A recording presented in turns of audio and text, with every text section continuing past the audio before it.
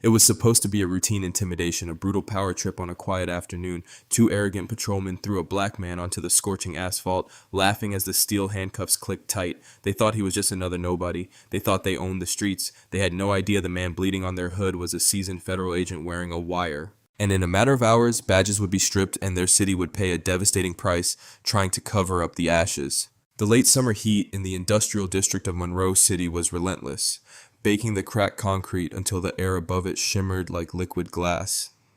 It was the kind of heat that made tempers run notoriously short, the kind of oppressive weather where bad decisions were made in the blink of an eye. Special Agent Elias Thorne sat on a bus bench at the corner of 5th and Elm, holding a half-empty bottle of generic iced tea, the condensation dripping down his knuckles. To the naked eye, Elias was just a man waiting for the next transit line. He wore faded denim jeans, a plain, slightly oversized gray t-shirt, and a pair of worn-out work boots. A faded baseball cap was pulled low over his eyes, casting a shadow over his sharp, observant features. But Elias wasn't waiting for a bus. He was waiting for a trap to snap shut. For months, the Department of Justice had been quietly building a sprawling civil rights and corruption case against the Monroe City Police Department, specifically the notorious 9th Precinct. The complaints had been piling up for years. Illegal searches and seizures, systematic racial profiling, fabricated evidence, and a brutal enforcement squad that operated more like a sanctioned street gang than a law enforcement agency. The local government had continuously turned a blind eye, sweeping lawsuits under the rug with hush money and non-disclosure agreements. The FBI had decided enough was enough. They initiated Operation Glass House. Elias Thorne was one of the Bureau's finest deep-cover operatives. A veteran of the FBI with a background in the military police, Elias possessed an unnerving ability to remain absolutely calm in the face of chaos. He was chosen for this specific field test because he fit the exact demographic the 9th Precinct targeted with ruthless efficiency.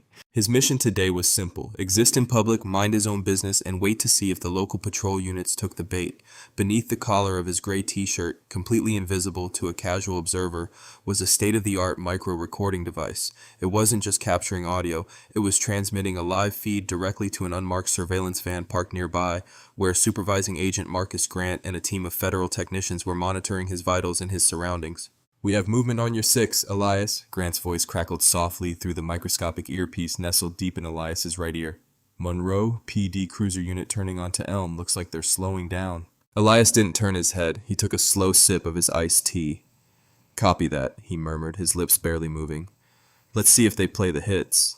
The black and white Ford Explorer crept down the street, its tires crunching over loose gravel and broken glass. Inside were officers Harlan Crow and Marcus Ellison. Crow, the driver, was a veteran known to internal affairs, but somehow always cleared of wrongdoing. Ellison, his partner, had a reputation for an explosive temper and a profound sense of untouchable arrogance. Elias watched their reflection in the dirty window of the shop across the street. The cruiser rolled past him, paused, and then the brake lights flared a blinding red. The vehicle aggressively reversed, the engine whining before jerking to a halt right at the curb, just inches from Elias's boots. The heavy, suffocating silence of the street was shattered by the crackle of the police radio, echoing from the open windows of the cruiser. Elias kept his eyes fixed forward, his posture relaxed, his heart rate steady. He had been in cartel safe houses and high-stakes hostage negotiations. Two bigoted beat cops weren't going to make him flinch. The heavy doors of the cruiser swung open, boots hit the pavement, the game was on. "Hey, you on the bench?" The voice belonged to Officer Ellison. It was sharp, authoritative, and laced with the kind of immediate hostility that demanded submission. Elias turned his head slowly, raising an eyebrow in feigned confusion. "Me?" he asked, his tone perfectly even, polite but not subservient. "Yeah, you. Stand up. Hands out of your pockets," Crow barked, rounding the front of the vehicle. He rested his right hand casually on the butt of his service weapon, a classic intimidation tactic designed to escalate the tension instantly. Elias stood up slowly, ensuring his movements were telegraphed and non-threatening. He left the bottle of iced tea on the wooden slats of the bench. "Is there a problem, officers?" "We're asking the questions," Ellison snapped, stepping onto the curb and closing the distance. He looked Elias up and down, a sneer twisting his features. "What are you doing out here?" "Waiting for the bus," Elias replied calmly. "Bus doesn't run for a while," Crow countered, stepping up to flank Elias on his left. "You look a little lost, or maybe you're looking for something else. You got ID on you?" Legally, in this state, an officer needed reasonable, articulable suspicion that a crime was being committed to demand identification. Waiting for a bus in broad daylight did not meet that standard. Elias knew the law backward and forward, but asserting his rights was exactly what these officers hated the most. "I don't think I've done anything wrong, officers," Elias said, his voice smooth and steady. "I'm just sitting here. Am I suspected of committing a crime?" The air seemed to freeze. The question, a standard assertion of constitutional rights, was treated like an act of severe aggression. Ellison's face flushed red, the veins in his neck bulging slightly. He wasn't used to defiance. He was used to fear. "Oh, we got a constitutional scholar here," Ellison mocked, taking another aggressive step forward, violating Elias's personal space. "I said, give me your ID now or we're going to have a major problem." Under the Fourth Amendment, unless you have reasonable suspicion, Elias didn't get to finish his sentence. Without warning, Ellison lunged forward, grabbing the front of Elias's t-shirt in his massive fists. With a violent jerk, he spun Elias around and slammed him face first into the scorching metal hood of the police cruiser. The impact was brutal, knocking the breath out of Elias's lungs. The metal burned against his cheek, the intense summer sun having essentially turned the vehicle into a frying pan. "Stop resisting, quit resisting," Crow started screaming despite Elias not moving a single muscle in opposition. It was the standard theater the verbal cover story performed for any imaginary witnesses or body cameras, though both officers had conveniently forgotten to activate theirs. "I am not resisting," Elias stated, his voice muffled against the hood yet somehow still perfectly composed. "I am completely compliant." "Shut your mouth!" Ellison roared. He grabbed Elias's left arm, wrenching it up behind his back with enough force to strain the rotator cuff. A second later, the cold, heavy steel of a handcuff ratcheted tightly around Elias's wrist, biting into his skin. Crow grabbed the right arm, yanked it back, and secured the second cuff. Elias felt a sharp knee drive into the back of his thigh. "Widen your stance," Crow ordered, kicking Elias's ankles apart. They began to forcefully pat him down.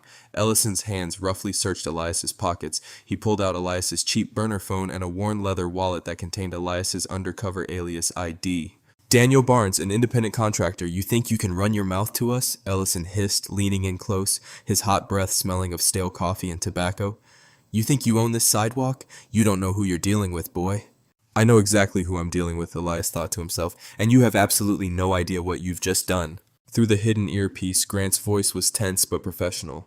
"Elias, we have it all. Unlawful detainment, excessive force, civil rights violations under color of law. Do you need us to move in?" Elias tapped his index finger against the hood of the car twice, a prearranged signal. "Hold position, let them dig the hole deeper." "Stand him up," Ellison grunted. They yanked Elias off the hood by the chain of his handcuffs, a move designed to inflict maximum pain. Elias gritted his teeth, forcing his expression to remain impassive. He looked directly into Ellison's eyes. There was no fear in Elias's gaze, only a cold, analytical calculation.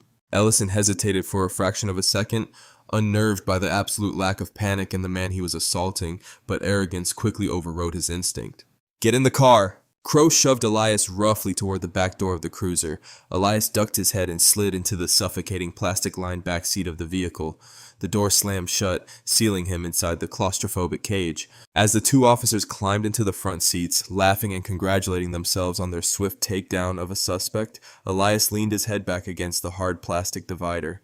The trap hadn't just snapped shut. The officers had locked themselves inside it and handed him the key. The air conditioning in the back of the cruiser was practically non-existent. The smell of old sweat, vomit, and industrial cleaner clung to the thick plexiglass divider separating Elias from his captors. In the front seat, Ellison was casually flipping through Elias's decoy wallet.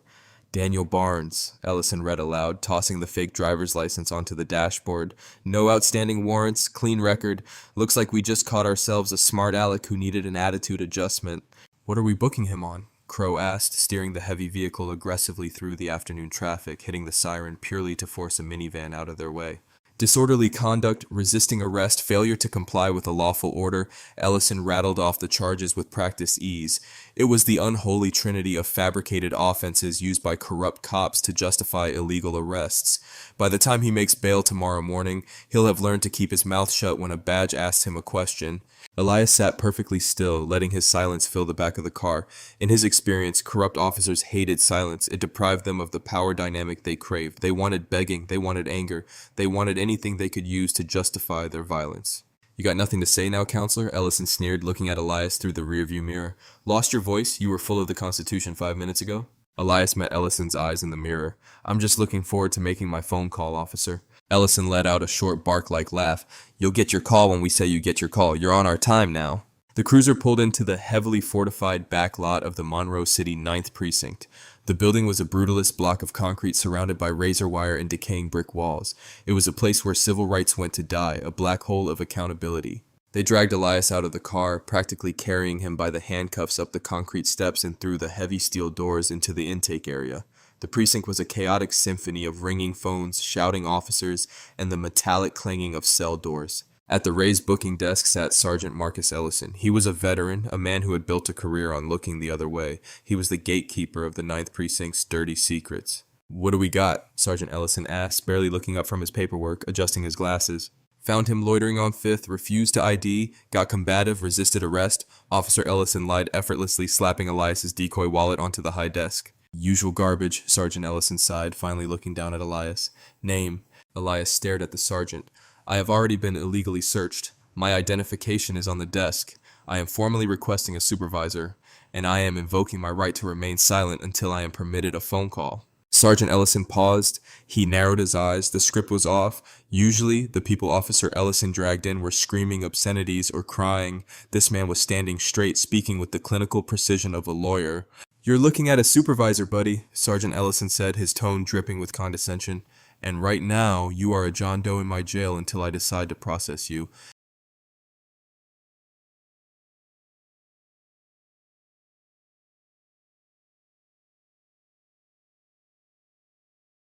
Empty his pockets and put him in holding cell 3. Let him cool off. Officer Ellison and Crow shoved Elias into a small windowless concrete room that smelled sharply of urine and bleach. The heavy steel door slammed shut behind him with a deafening crash. The electronic deadbolt clacked into place. Elias was alone. His hands were still cuffed behind his back, a blatant violation of protocol for a holding cell meant purely as a punitive measure. Through the hidden earpiece, Agent Grant's voice was crisp.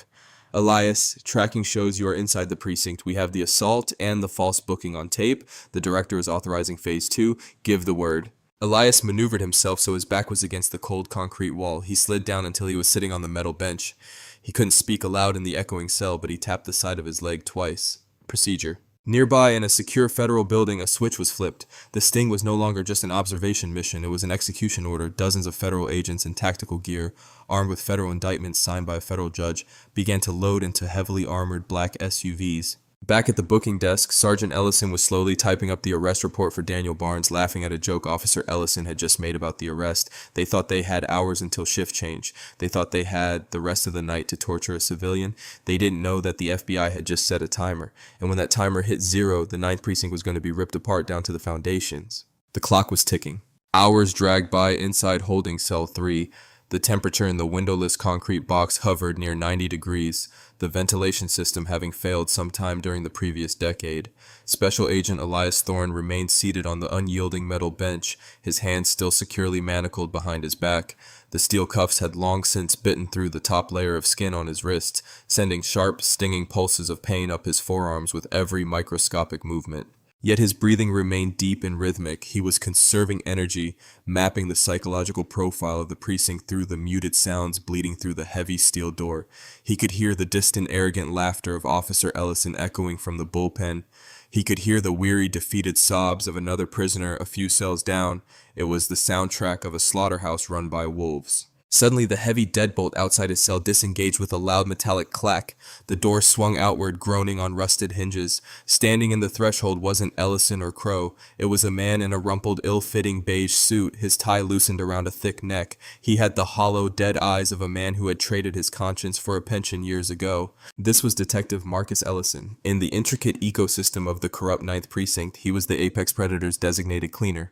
Whenever a patrolman beat a suspect a little too severely, or whenever a search was conducted without a shred of a warrant, he was the man who miraculously produced the paperwork, the anonymous tips, and the manufactured confessions to make it all perfectly legal. "Get up, Barnes," he ordered, his voice a raspy smoker's growl. Elias didn't move immediately. He locked eyes with the detective, holding the gaze just long enough to establish that he was not intimidated, before slowly rising to his feet, ignoring the searing pain in his shoulders. Detective Ellison grabbed Elias by the bicep, his grip unnecessarily tight, and steered him out of the holding area and down a dimly lit narrow corridor. They bypassed the standard interview rooms, the ones equipped with functioning, digitally backed up cameras and microphones. Instead, he shoved Elias through an unmarked wooden door at the very end of the hall. It was an old storage closet that had been converted into an interrogation room. A single flickering fluorescent tube buzzed overhead, casting a sickly, jaundiced light over a scratched aluminum table and two mismatched chairs. There were no cameras here, there were no audio recorders. This was the sweatbox, a room where the Constitution held absolutely no jurisdiction. Detective Ellison forced Elias down into one of the chairs and took a seat across from him, dropping a manila folder onto the table with a heavy thud. For a long moment, the detective said nothing. He simply stared at Elias, attempting to employ the power of silence. It was a rookie interrogation tactic. Elias could have sat in that silence for days without flinching. "You're a cool customer, I'll give you that," Detective Ellison finally muttered, leaning back in his chair and crossing his arms. "Ellison tells me you were spouting off about the Fourth Amendment before you decided to take a swing at him." "I never swung at anyone," Elias replied, his voice perfectly level, the microscopic wire still actively transmitting every syllable to the FBI command center. "I was assaulted without provocation, illegally detained, and my rights have been systematically violated since the moment your officers stepped out of their vehicle." Detective Ellison let out a dry, humorless chuckle. Yeah, save the courtroom dramatics. We're not in front of a judge, Barnes. We're in my house, and in my house I write the narrative." Detective Ellison opened the manila folder. Inside was a single pre-typed sheet of paper. He spun it around and slid it across the aluminum table toward Elias. "This is a standard confession and waiver of rights," he explained, tapping the paper with a thick index finger. "It says that you admit to being intoxicated in public, that you initiated physical contact with Officer Ellison, and that you sustained your current injuries when you tripped and fell against the police cruiser while resisting a lawful arrest. You sign this, I process you for a simple misdemeanor, and you're out of here by midnight. You don't sign it." He leaned forward, his dead eyes narrowing into a vicious squint. "And I promise you, what happened on that street is going to feel like a massage compared to what happens in this room." "I can't sign it," Elias said simply, "like my hands are cuffed behind my back." Detective Ellison smiled, an ugly, predatory expression. "I'll uncuff you the second you agree to put pen to paper." "I'm not signing a fabricated document, Detective." Detective Ellison slammed his fist onto the table, the metallic bang echoing in the small room. "You stupid, arrogant piece of—" The door suddenly flew open, cutting him off. Officer Crow stood in the doorway. The smug, untouchable aura he had carried on the street was completely gone. His face was entirely drained of color, his skin a sickening shade of ash. He looked like a man who had just seen a ghost, or worse, his own impending doom. "Detective Ellison," Crow stammered, his voice trembling violently. Can I see you in the hall for a second?" Detective Ellison scowled, irritated by the interruption. "I'm in the middle of an interview, Crow. What is it?" "It's about his prints," Crow said, his eyes darting nervously toward Elias. "You need to see this now." Detective Ellison let out an exasperated sigh, stood up, and followed the patrolman out of the room, leaving the door cracked open an inch. Elias sat in the flickering light, listening intently. Through the crack in the door, he could hear the frantic, hushed whispers of the corrupt cops. "What the hell is the matter with you, Crow?" Detective Ellison hissed. "You look like you're going to vomit." "I ran his prints through the AFIS terminal," Crow whispered, panic completely consuming his voice. "Yeah, standard booking procedure. I put his fingers on the glass, hit enter, and waited for the local database match." "And did he pop for outstanding warrants? Is he a felon?" "No." Crow swallowed hard. The screen went completely black, then a red banner flashed across the entire monitor. It locked me out of the terminal. The message said, "Restricted access, Department of Defense/Federal Bureau of Investigation, clearance level Alpha required, do not detain, initiate immediate contact with DOJ protocol officer." There was a long, suffocating silence in the hallway. "Are you out of your mind?" Detective Ellison demanded, his voice dropping to a terrified rasp. "A federal lock? You're telling me we just snatched up a Fed?"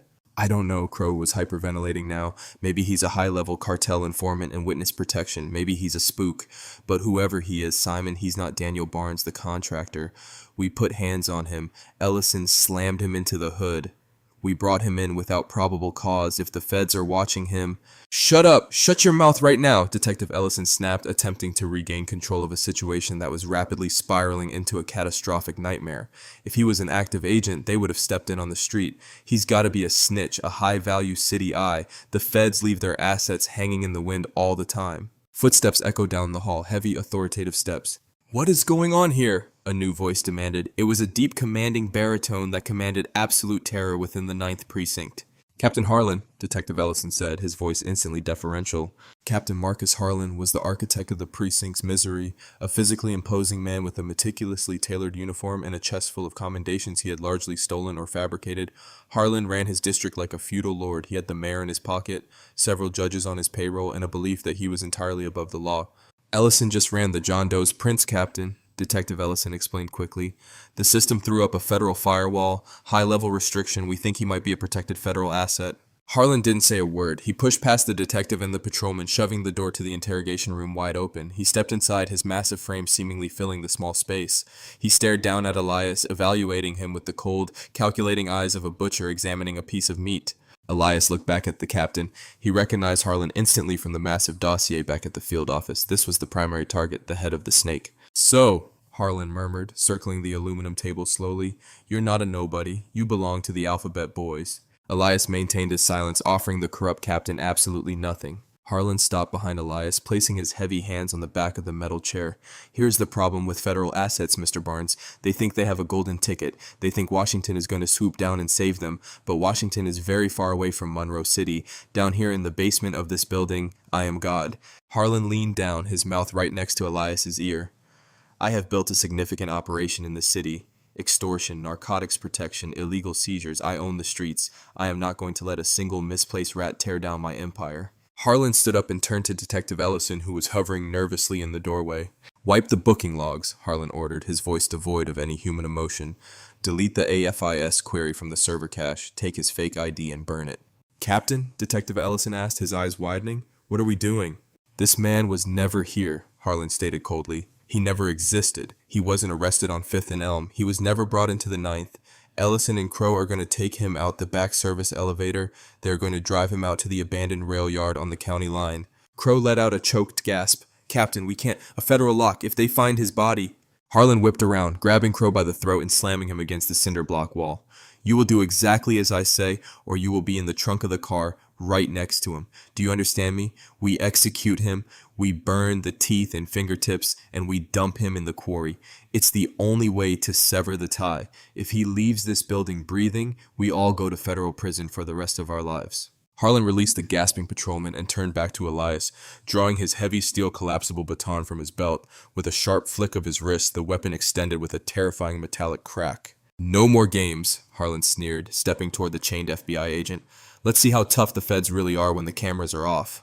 "Supervisory Agent Grant, code red, immediate breach authorized." Elias spoke the words in a calm, clear, devastatingly steady voice. Captain Harlan froze, his baton raised halfway in the air. He looked around the barren room, genuinely confused. "Who the hell are you talking to? You think you have a wire? We swept you. We took your phone." Elias tilted his head slightly, locking his eyes directly onto the corrupt captain. The illusion of the helpless victim vanished entirely, replaced by the hardened, lethal glare of a Tier 1 federal operative.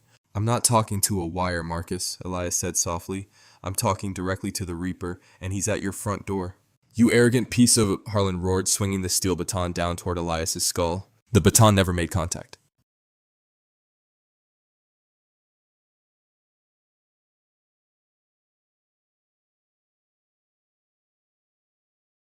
It wasn't a knock. It wasn't an announcement. It was the sound of the end of the world. A deafening, catastrophic explosion rocked the entire foundation of the 9th Precinct. The impact was so violently concussive that the flickering fluorescent light in the interrogation room shattered, raining sparks and glass down onto the aluminum table. Dust and plaster exploded from the ceiling.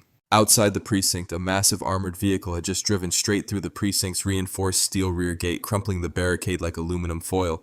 Simultaneously, a second armored breach vehicle ripped the front glass doors of the lobby completely off their hinges. "FBI, nobody move! Show your hands! Show your hands!" The screams echoed through the building, amplified by megaphones and backed by the terrifying synchronized stomping of heavy tactical boots. Inside the precinct's bullpen, absolute pandemonium erupted. Stun grenades and flashbangs were tossed through the shattered windows, detonating with blinding, ear-splitting fury.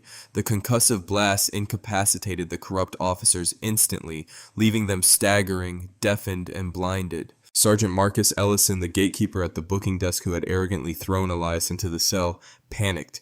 He reached for his holstered service weapon. Before his fingers could even graze the leather of his holster, the red dots of multiple laser sights materialized on his chest, painting his uniform like a target. "Touch that weapon and you're dead before you hit the floor, Sergeant," roared a tactical operator, his rifle leveled directly at Ellison's head. Sergeant Ellison threw his hands into the air, falling to his knees and weeping openly, his tough guy facade shattering into dust. Back in the interrogation room, the world had descended into chaos. Captain Harlan had dropped his baton, the color entirely draining from his face as the unmistakable sounds of a massive federal siege echoed down the hallway. He looked at Elias, then at the door, the realization of his catastrophic mistake finally crashing down upon him. You're an agent, Harlan stammered, his voice nothing but a hollow wheeze. Special Agent Elias Thorne, Federal Bureau of Investigation, Elias replied calmly, still sitting perfectly still in the dark. And you, Captain, are under arrest for conspiracy, civil rights violations, attempted murder, and racketeering. Officer Crow turned to run. He made it exactly 2 steps out the door of the interrogation room before he collided with a wall of black Kevlar. 2 massive FBI SWAT operators drove their riot shields directly into Crow, launching him backward. He hit the cinder block wall with a sickening crunch and crumpled to the linoleum floor, instantly restrained and zip-tied. Detective Ellison threw his hands up, falling to his stomach on the floor, screaming, I surrender! I surrender! I didn't touch him! It was Harlan! It was Harlan! Captain Harlan, cornered and desperate, took a step backward, his eyes darting wildly for an exit that didn't exist. A tall man wearing a navy blue FBI windbreaker stepped through the doorway, flanking the heavily armed SWAT operators. He possessed an aura of absolute, unshakable authority. This was Supervisory Special Agent Marcus Grant. Grant ignored the whimpering officers on the floor. He walked directly to the aluminum table and looked down at Harlan. Captain Marcus Harlan, Grant said, his voice cold as liquid nitrogen. You are relieved of your command.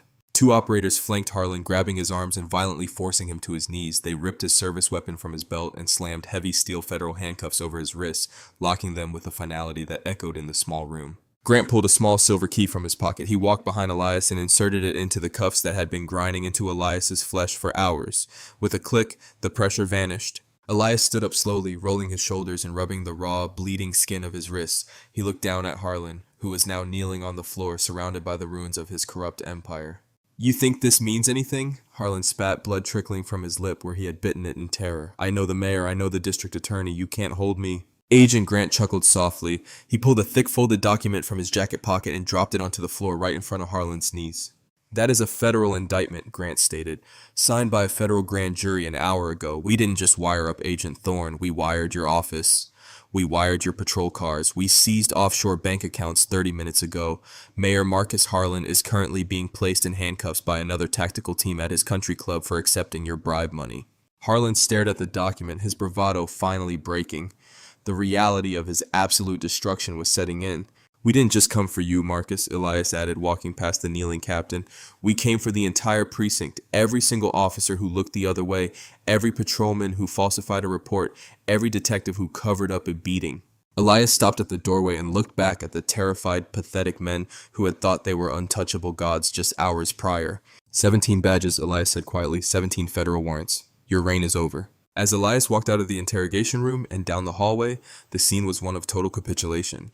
The untouchable officers of the 9th Precinct were lined up against the walls, stripped of their weapons, their badges ripped from their chests, and their hands zip-tied behind their backs. Officer Ellison, the man who had slammed Elias onto the hood of the cruiser, was sobbing uncontrollably as an FBI agent read him his Miranda rights. Operation Glass House was a complete and total success. In a matter of hours, a rogue police force had kidnapped a federal agent, threatened his life, and in doing so handed the Department of Justice the exact ammunition they needed to burn their corrupt syndicate to the ground. It was a day the city would never forget. And as Elias walked out of the shattered front doors of the precinct and into the fading evening light, he knew the real work, the trials, the testimonies, the dismantling of the rotten foundation, was only just beginning.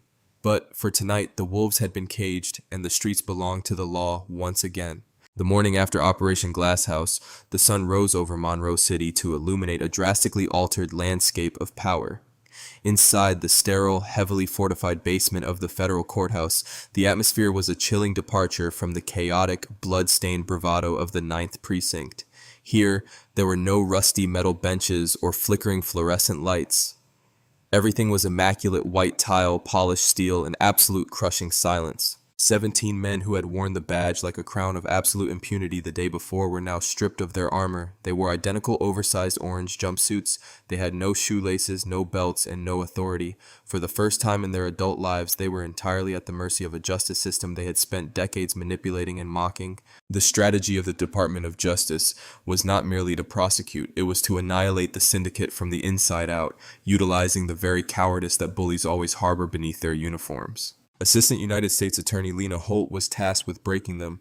Holt was a legal surgeon with a reputation for merciless precision. She didn't yell, she didn't threaten, and she never bluffed. She walked into Interrogation Room A, carrying a stack of files nearly 2 feet high. Sitting across from her, trembling so violently his handcuffs rattled against the table, was Officer Harlan Crow.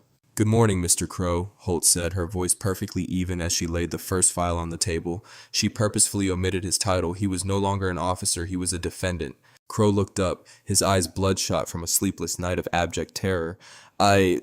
I want to make a deal. I didn't want to hurt the agent. I just drove the car. It was Ellison. It was Captain Harlan. Harlan was the one who said we had to kill him." Holt opened the file, sliding an 8x10 glossy photograph across the table. It was a surveillance still of Crow aggressively yanking Elias Thorne's arms behind his back. "Federal sentencing guidelines for conspiracy to commit murder, kidnapping, and deprivation of civil rights under color of law carry a mandatory minimum of decades to life," Holt stated, her tone as casual as if she were reading a weather report. "You are in your prime. If you go to trial, you will die in a federal penitentiary." Crow buried his face in his manacled hands, a pathetic sob escaping his throat. "Please, I have a little girl." "Your allegiance to Marcus Harlan ended the moment the FBI breached your building," Holt continued, leaning forward slightly.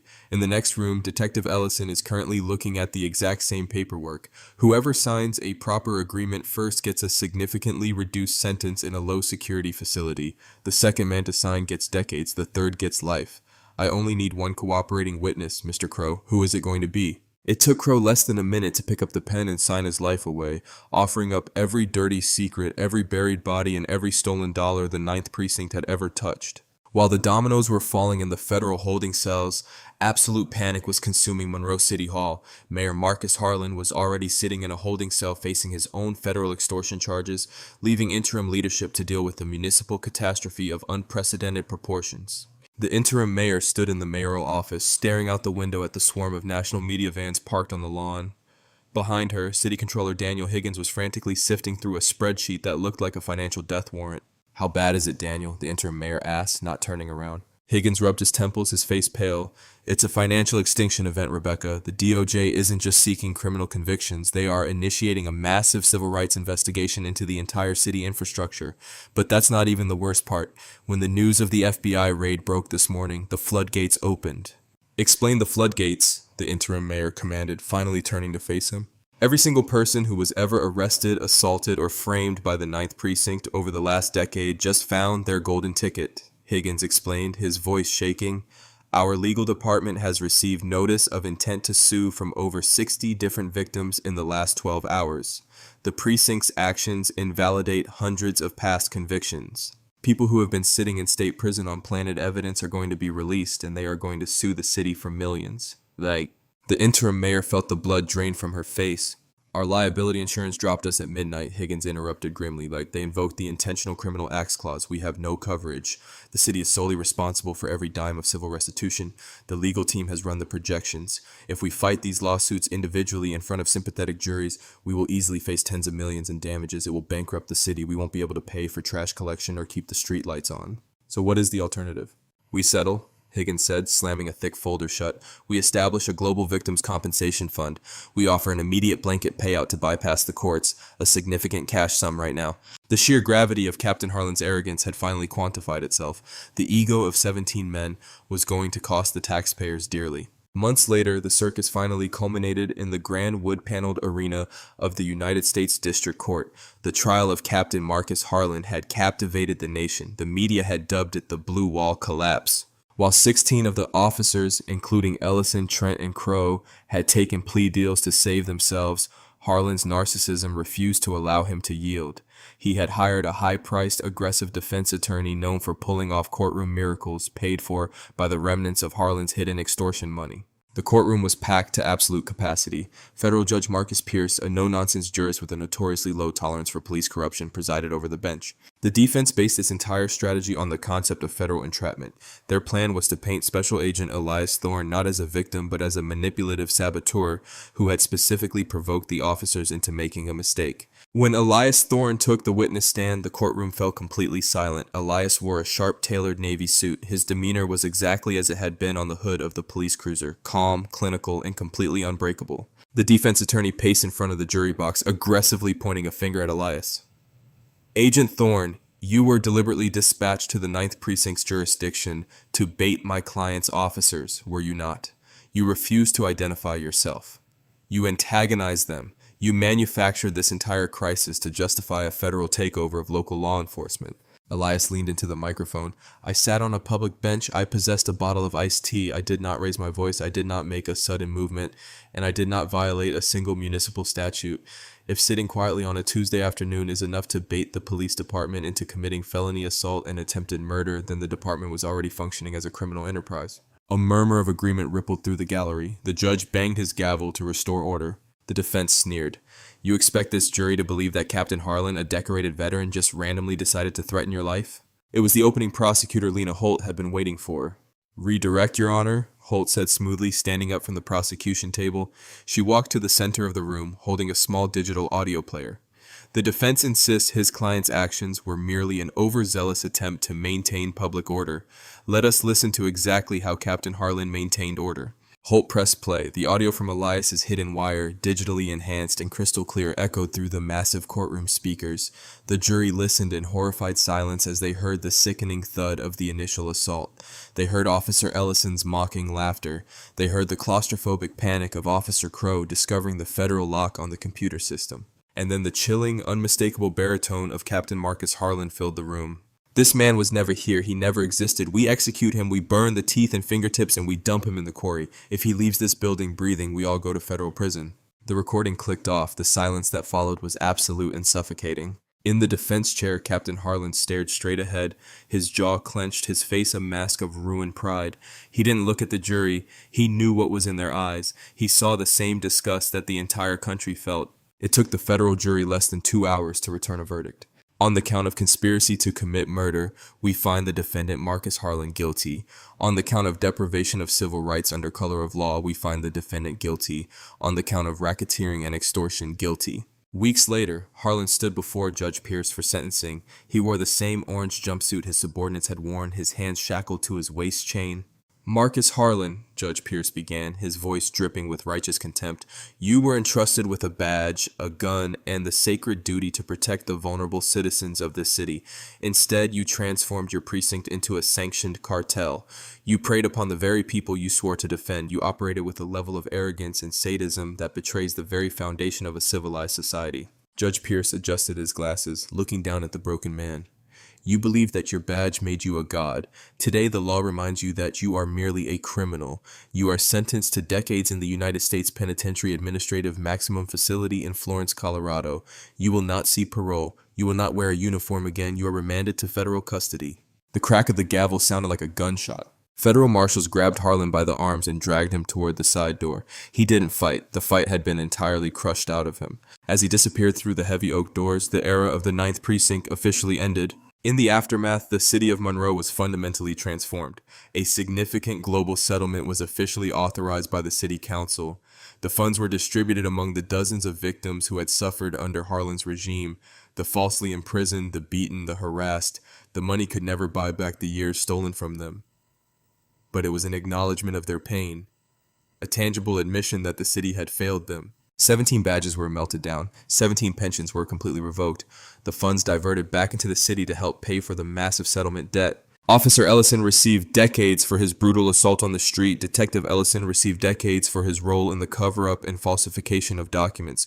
Officer Crow, who had provided the initial cooperating testimony, received a significantly reduced sentence in a low-security facility, forever marked as a traitor by his former brothers, yet saved from dying behind bars. Operation Glasshouse became a legendary case study in FBI training across the nation. Special Agent Elias Thorne returned to the shadows, his face never appearing on the news, his real name never printed in the papers. He quietly took his next assignment, slipping back into the crowds, a ghost in a gray t-shirt, waiting on a bench, always ready to test the integrity of those who carry a gun and wear a star. The significant financial burden burned a hole in Monroe City's budget for years, a massive, painful scar that served as a daily reminder to every remaining public official. Power without accountability is just a prison sentence waiting to happen. The asphalt on 5th and Elm eventually cooled, but the fire ignited that afternoon had successfully cleansed the rot from the city, leaving behind a hard, enduring lesson paid for in badges and millions. If this story of ultimate justice made your blood boil and your heart pound, you are not alone. The arrogance of the Ninth Precinct cost a city dearly, but watching corrupt officers finally face the crushing weight of the law is a victory we all need to see. What would you have done if you were Elias Thorne on that hood? Let me know your thoughts in the comments below. Don't forget to hit that like button. Share this incredible true life breakdown with your friends and subscribe for more mind-blowing stories of justice served cold.